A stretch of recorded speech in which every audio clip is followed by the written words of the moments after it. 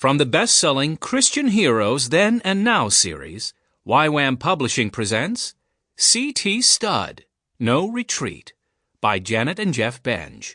Read for you by Tim Gregory.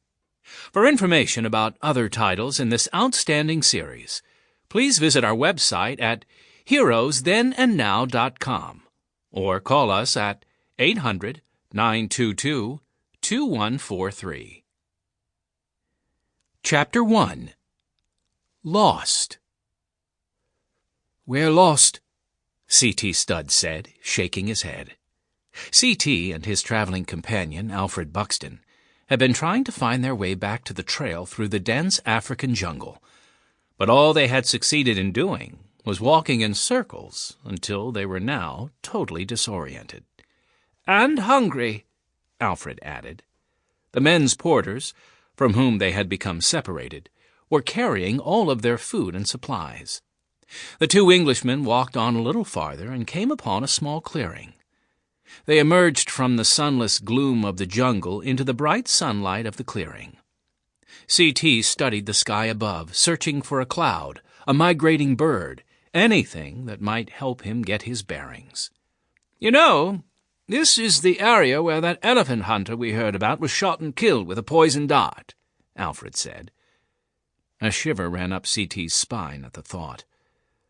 "I know," he replied, "and I have a strange feeling we're being watched right now." "Yes, I know what you mean," Alfred said. "Do you have any idea which direction we should head to get out of here?"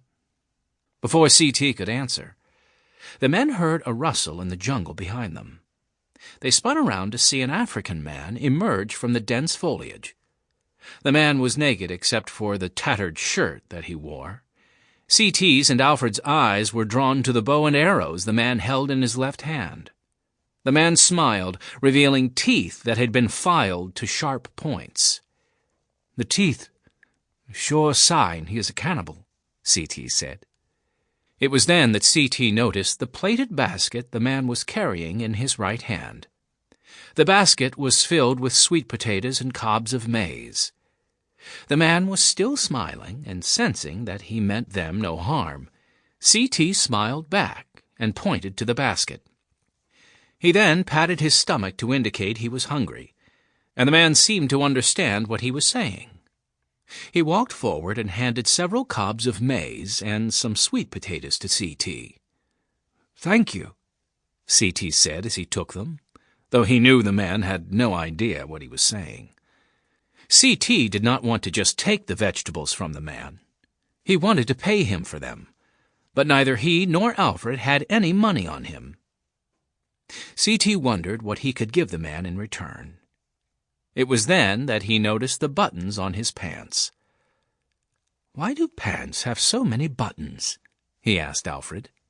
Alfred gave him a bewildered look, unsure what such a question had to do with their present situation. "I'll tell you," C.T. continued. "To give to undressed cannibals." With that he tore 6 buttons off his pants and gave them to the man. A broad smile spread across the man's face, and his sharpened teeth glistened in the sunlight. Then, suddenly, the man beckoned for the 2 missionaries to follow him as he set off into the jungle. C.T. and Alfred looked at each other and then followed him. An hour later they came to another clearing, in which was located a small village. "Do you think this might be a trap, and they're going to kill us and eat us?" Alfred asked as they approached the village. "No, I don't think so," C.T. said in a calm voice. "Look at us.